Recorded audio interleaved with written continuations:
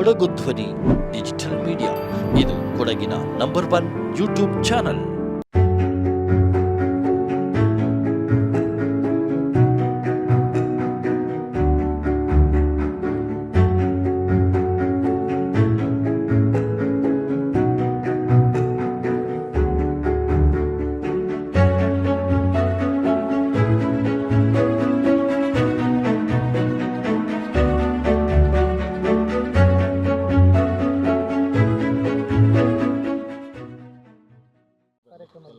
ಇವತ್ತು ನಾವೆಲ್ಲರೂ ಕೂಡ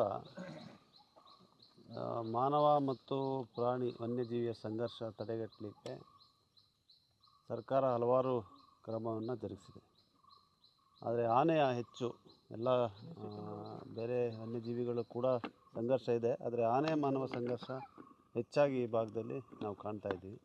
ಅದನ್ನು ತಡೆಗಟ್ಟಲಿಕ್ಕೆ ಭಾಳಷ್ಟು ಪ್ರಯತ್ನಗಳು ಮಾಡಿ ಇವತ್ತು ಬ್ಯಾರಿಕೇಡ್, ರೈಲ್ವೆ ಬ್ಯಾರಿಕೇಡಿಂಗು ಮತ್ತು ಸೋಲಾರ್ ಫೆನ್ಸಿಂಗ್ ಮತ್ತು ಟ್ರೆಂಚಸ್ ಅಂದರೆ ಗುಂಡಿಯನ್ನು ತೋಡುವಂಥ ಮುಖಾಂತರ ಇದನ್ನು ಬಗೆಹರಿಸಲಿಕ್ಕೆ ಸಾಧ್ಯ ಆಗುತ್ತೆ ಅಂತ ಹೇಳುವಂಥ ಒಂದು ಪ್ರಯತ್ನಕ್ಕೆ ನಾವೇನು ಭಾಳಷ್ಟು ವರ್ಷಗಳಿಂದ ಮಾಡ್ತಾಯಿದ್ದೀವಿ.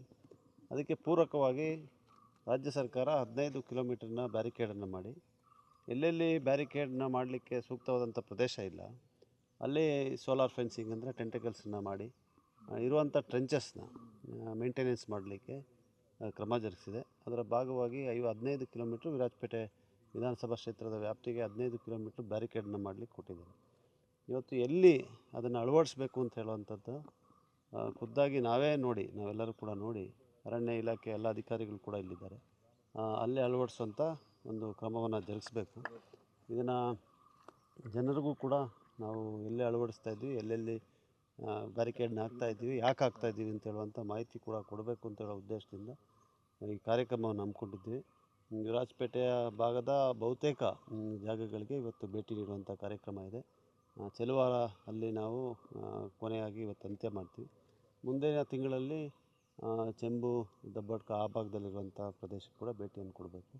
ಈಗ ಈ 15 ಕಿಲೋಮೀಟರ್ನ ಅಳವಡಿಸಲಿಕ್ಕೆ ಮುಖ್ಯವಾಗಿ ಮತ್ತು ಸೋಲಾರ್ ಫೆನ್ಸಿಂಗ್ನ ಅಳವಡಿಸಲಿಕ್ಕೆ ಇವತ್ತು ಇಲ್ಲಿ ನಾವು ಗುದ್ದಲಿ ಪೂಜೆಯನ್ನು ನಡೆಸಿ ಈ ಭಾಗದಲ್ಲಿ 3 ಕಿಲೋಮೀಟರು ಬ್ಯಾರಿಕೇಡ್ನ ರೈಲ್ವೆ ಬ್ಯಾರಿಕೇಡ್ನ ಅಳವಡಿಸಿ ಯಾವ ಪ್ರದೇಶದಲ್ಲಿ ಅದಾಗಲ್ಲ ಅಲ್ಲಿಗೆ ಸೋಲಾರ್ ಫೆನ್ಸಿಂಗ್ ಮಾಡುವಂಥದ್ದು. ಮತ್ತು ಈಗಾಗಲೇ ನಾನು ಹೇಳಿದಾಗೆ ಟ್ರೆಂಚಸ್ನ ಕೂಡ ಮೇಂಟೆನೆನ್ಸ್ ಆಗಿಲ್ಲ, ಈ ಮೇಂಟೆನೆನ್ಸ್ಗೆ ಕೂಡ ಕ್ರಮ ಜರುಗಿಸಬೇಕು. ಸರ್ಕಾರ ಅದಕ್ಕೆ ಹಣವನ್ನು ಕೊಡಬೇಕು ಅಂತ ಹೇಳುವಂಥದ್ದು ಕೂಡ ನಮ್ಮ ಒತ್ತಾಯ ಇದೆ. ಈ ಒಂದು ಕಾರ್ಯಕ್ರಮಕ್ಕೆ ಇವತ್ತು ಚಾಲನೆಯನ್ನು ಕೊಟ್ಟಿದ್ದೇವೆ. ಮುಂದಿನ ದಿನಗಳಲ್ಲಿ ಇನ್ನಷ್ಟು ಇದಕ್ಕೆಲ್ಲ ಒತ್ತನ್ನು ಕೊಟ್ಟು ಬಹುತೇಕ ಒಂದು ಪರಿಹಾರವನ್ನು ತರುವಂಥ ದಿಕ್ಕಿನಲ್ಲಿ ಕೆಲಸವನ್ನು ಮಾಡ್ತೀವಿ. ಎಷ್ಟು ಕೋಟಿ ವೆಚ್ಚದಲ್ಲಿ ಇದು 22 ಕೋಟಿ, 15 ಕಿಲೋಮೀಟ್ರ್. ಇದು ಬರೀ ರೈಲ್ವೆ ಬ್ಯಾರಿಕೇಡಿಗೆ 15 ಕೋಟಿ ಅಲ್ಲ, 22 ಕೋಟಿ 15 ಕಿಲೋಮೀಟ್ರು. ಮತ್ತು ಈ ಸೋಲಾರ್ ಫೆನ್ಸಿಂಗು ಮತ್ತು ಮೇಂಟೆನೆನ್ಸ್ಗೆ ಬೇರೆ ವೆಚ್ಚ ಇದೆ, ಅದು ಬೇರೆ. ಬರೀ ರೈಲ್ವೆ ಬ್ಯಾರಿಕೇಡಿಗೆ 22 ಕೋಟಿಯನ್ನು ಕೊಟ್ಟಿದ್ದಾರೆ, 15 ಕಿಲೋಮೀಟ್ರ್ ಕೊಟ್ಟಿದ್ದಾರೆ. ಅದನ್ನು ಅಳವಡಿಸ್ಲಿಕ್ಕೆ ಕ್ರಮ ಜರುಗಿಸ್ತಾ ಇದ್ವಿ. ಮತ್ತು ಈ ಮರಪಾಲದಲ್ಲಿ ನಮ್ಮ ತಿತ್ತಿಮತಿ ಹತ್ರ ಭಾಳಷ್ಟು ದಿನಗಳಿಂದ ಒಂದು ಸಮಸ್ಯೆ ಇದೆ, ಅಲ್ಲೂ ಕೂಡ ನಾವು ಭೇಟಿಯನ್ನು ಕೊಡ್ತಾಯಿದ್ದೀವಿ. ಸಮಸ್ಯೆ ಏನು ಅಂತ ಹೇಳಿದ್ರೆ, ಅಲ್ಲಿ ಅರಣ್ಯ ಪ್ರದೇಶದಲ್ಲಿರುವಂಥ ಗಿರಿಜನರು ನಮ್ಮನ್ನು ಅರಣ್ಯ ಒಳಗಡೆ ಸೇರಿಸಿ ನೀವು ಬ್ಯಾರಿಕೇಡ್ ಮಾಡಬಾರ್ದು ಅಂತ ಹೇಳುವಂಥದ್ದು ಅವರಿದೆ. ಅದನ್ನು ಬಗೆಹರಿಸಲಿಕ್ಕೆ ಬಹುಶಃ 5-6 ವರ್ಷದಿಂದ ಪ್ರಯತ್ನ ಮಾಡಿದ್ದಾರೆ, ಆಗಲಿಲ್ಲ. ಇವತ್ತು ಒಂದು ನಿರ್ಧಾರವನ್ನು ತಗೊಂಡು ಗಿರಿಜನರು ಅರಣ್ಯ ಭಾಗದ ಮತ್ತು ನಮ್ಮ ಪರಿಸರದ ಒಂದು ಅಂಗ ಅವರ ಭಾಗ, ಅವರಿಲ್ಲದೆ ಅರಣ್ಯ ಇರಲಿಕ್ಕೆ ಸಾಧ್ಯ ಇಲ್ಲ. ಅದಕ್ಕೆ ಅವರ ಮನಸ್ಸಿಗೆ ನೋವಾಗದಂಥ ರೀತಿಯಲ್ಲಿ, ಹಾಗೆ ಅಲ್ಲಿಯ ಬೆಳೆಗಾರರು ಕೂಡ ಸಮಸ್ಯೆ ಆಗದಂಥ ರೀತಿಯಲ್ಲಿ ಒಂದು ನಿರ್ಧಾರವನ್ನು ಕೂಡ ತಗೋಬೇಕು ಅಂತ ಈಗ ಎಲ್ಲ ಅರಣ್ಯ ಇಲಾಖೆಯ ಜಿಲ್ಲಾ ಮಟ್ಟದ ಎಲ್ಲ ಅಧಿಕಾರಿಗಳು ಬಂದಿದ್ದಾರೆ. DCF ವೈಲ್ಡ್ ಲೈಫ್ ಇದ್ದಾರೆ, DCF ವಿರಾಜಪೇಟೆ ಇದ್ದಾರೆ, DCF ಮಡಿಕೇರಿ ಅವರು ಬರ್ತಾರೆ, DCF ನಮ್ಮ ನಾಗರಹೊಳೆ ಅವರು ಬರ್ತಾರೆ, ಮತ್ತು CCF ಮಾಲತಿ ಅವರು ಕೂಡ ಒಂದು ಭಾಗದಲ್ಲಿ ಬಂದು ಸೇರಿಕೊಳ್ತಾರೆ. ಅರಣ್ಯ ಇಲಾಖೆಯ ಈ ಭಾಗದ ಉನ್ನತ ಎಲ್ಲ ಅಧಿಕಾರಿಗಳು ಕೂಡ ಈ ಒಂದು ಕಾರ್ಯಕ್ರಮದಲ್ಲಿ ಭಾಗವಹಿಸ್ತಾರೆ. ಈಗ ಆ್ಯಕ್ಚುಲಿ ಒಂದು ಕಡೆ ಆನೆಗಳ ಸಂಖ್ಯೆ ಹೆಚ್ಚಾಗ್ತಾ ಇರೋದು ನಿಜ, ಆದರೆ ಆನೆಗಳ ವಾಸಕ್ಕೆ ಬೇಕಾಗಿರುವಂಥ ಪ್ರದೇಶ ಕೂಡ ಕಮ್ಮಿ ಆಗ್ತಾ ಇರೋದು ನಿಜ. ಇದನ್ನು ಬಗೆಹರಿಸ್ಬೇಕಂದ್ರೆ ನಾನು ಈಗಾಗಲೇ ಬೆಳಗ್ಗೆ ಕೂಡ ಹೇಳಿದ್ದೀನಿ, ಸ್ಥಳೀಯರು, ಇಲ್ಲಿಯ ರೈತರು, ಬೆಳೆಗಾರರು, ಇಲಾಖೆಯವರು, ಜನಪ್ರತಿನಿಧಿಗಳು ನಾವೆಲ್ಲ ಕೂಡ ಒಂದಾಗಿ ಇದಕ್ಕೆ ಒಂದು ಪರಿಹಾರವನ್ನು ತರಬೇಕು. ಸಂಘರ್ಷಕ್ಕೆ ಬರೀ ವನ್ಯಜೀವಿಗಳು ಮಾತ್ರ ಕಾರಣ ಅಲ್ಲ, ಸಂಘರ್ಷಕ್ಕೆ ಎರಡೂ ಕಡೆಯಿಂದ ಕಾರಣಗಳಿದೆ. ಈ ಎರಡೂ ಕಾರಣಗಳನ್ನು ನಾವು ಪರಿಹರಿಸಬೇಕಾಗುತ್ತೆ.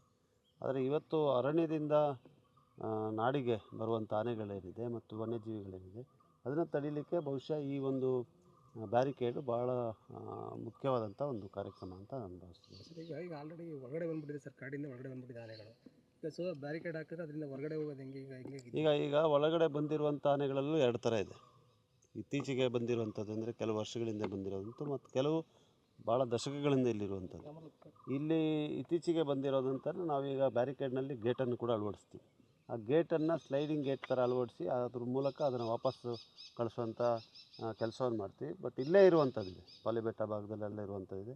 ಕೆಲವನ್ನ ಕ್ಯಾಪ್ಚರ್ ಮಾಡಿ ನಾವು ರೀಲೊಕೇಟ್ ಮಾಡುವಂಥ ಕೆಲಸವನ್ನು ಕೂಡ ಆಗಬೇಕಾಗುತ್ತೆ. ಉದಾಹರಣೆಗೆ ಹೇಳ್ಬೇಕಂದ್ರೆ ಕೆಲವು ತಿಂಗಳ ಹಿಂದೆ ಸಿದ್ದಾಪುರದಲ್ಲಿ ನಾವು 2 ಆನೆಗಳನ್ನು ರೀಲೊಕೇಟ್ ಮಾಡಿದ್ವಿ. ಅದಕ್ಕೆ ರೇಡಿಯೋ ಕಾಲರಿಂಗ್ ಮಾಡಿ ಅಳವಡಿಸಿ ಅದನ್ನ ಕಳಿಸಿದ್ವಿ. ಅದು 4 ದಿವಸದಲ್ಲಿ ವಾಪಸ್ ಬಂತು. ಈ ಬ್ಯಾರಿಕೇಡ್ ಇದ್ದರೆ ಅದು ವಾಪಸ್ ಬರಲಿಕ್ಕೆ ಸಾಧ್ಯ ಆಗೋದಿಲ್ಲ. ಅದರಿಂದ ಇಲ್ಲಿಂದ ಕಳಿಸೋಂಥ ಕಾರ್ಯಕ್ರಮ ಕೂಡ ಆಗುತ್ತೆ. ಅಲ್ಲಿಂದ ಅವ್ರು ವಾಪಸ್ ಬರೋದನ್ನ ತಡಿಲಿಕ್ಕೆ ಬ್ಯಾರಿಕೇಡ್ ಇರೋದು, ಕಾಡಿನಿಂದ ಈ ಕಡೆ ಬರದಂಗೆ ತಡಿಲಿಕ್ಕಿರುವಂಥದ್ದು ಬ್ಯಾರಿಕೇಡು ಆ ಕೆಲಸ ಆಗುತ್ತೆ.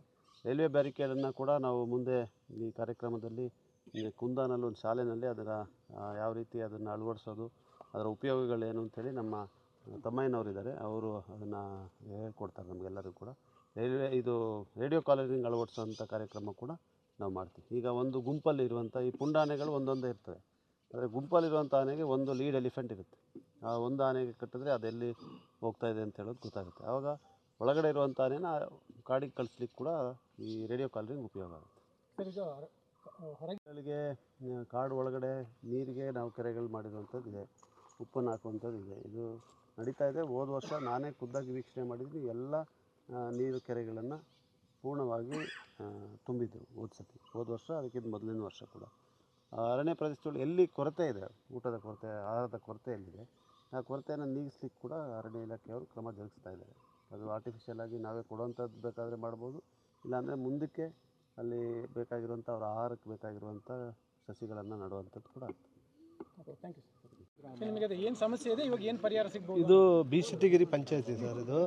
ಇದು ಬಿಶೆಟ್ಟಿಗಿರಿ ಪಂಚಾಯತಿ, ಬಿಟ್ಟಂಗಾಲ ಪಂಚಾಯತಿ ಮತ್ತು ಬಿರ್ನಾಣಿ ಪಂಚಾಯತಿ ಇದು ಮಧ್ಯದಲ್ಲಿದೆ. ಬಿಶೆಟ್ಟಿಗಿರಿ ಪಂಚಾಯತಿ ಇದು ಬಿರ್ನಾಣಿಯಿಂದ ಈ ಕಡೆನೂ ಬರ್ತದೆ, ಈ ಕಡೆಯಿಂದ ಬಾಡಗದಿಂದ ಇಲ್ಲಿಗೂ ಬರ್ತದೆ. ಇಲ್ಲಿ ಒಂದು ಆನೆ ಮಾತ್ರ ಅಲ್ಲ, ಕಾಡು ಕೋಣದು ಸಹ ಇಲ್ಲಿ ತುಂಬ ಗಲಾಟೆಗಳಿದೆ.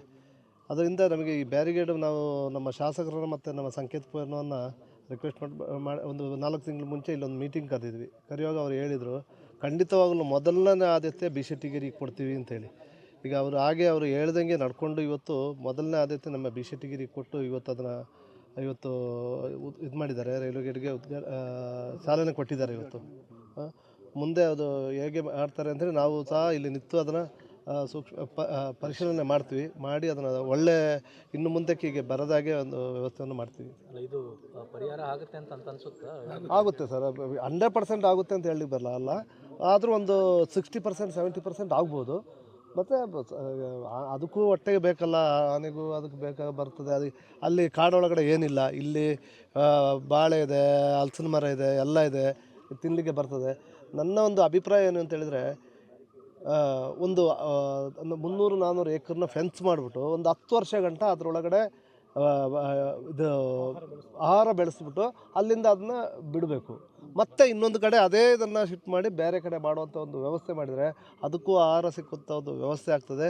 ಇದು ಮುಂದಿನ ದಿನಗಳಲ್ಲಿ ನಮ್ಮ ಶಾಸಕರಿಂದ ಕಾರ್ಯರೂಪ ತರ್ತಾರೆ ಅಂತ ಹೇಳಿದ್ರೆ ನಮಗೆ ತುಂಬ ವಿಶ್ವಾಸ ಇದೆ. ಯಾಕೆಂತೇಳಿದ್ರೆ ಇವತ್ತು 1.5 ವರ್ಷದಲ್ಲಿ ಅವರು ಇಷ್ಟು ದೊಡ್ಡ ಒಂದು ವ್ಯವಸ್ಥೆ ಮಾಡಿದ್ದಾರೆ ಅಂತ ಹೇಳಿದ್ರೆ ಮುಂದಕ್ಕೆ ಇದು ಮಾಡುವ ಒಂದು ಕಾರ್ಯರೂಪ ಆಗ್ಬೋದು ಅಂಥೇಳಿ ನಮಗೆಲ್ಲ ತುಂಬ ವಿಶ್ವಾಸ ಇದೆ ಸರ್. ನಮಗೆ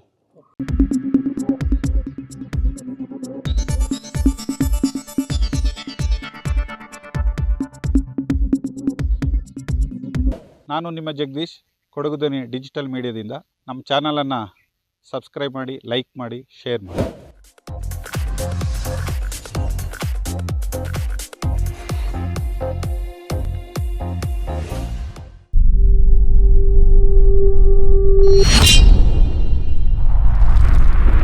ಕೊಡಗು ಧ್ವನಿ ಡಿಜಿಟಲ್ ಮೀಡಿಯಾ ಇದು ಕೊಡಗಿನ ನಂಬರ್ 1 ಯೂಟ್ಯೂಬ್ ಚಾನಲ್.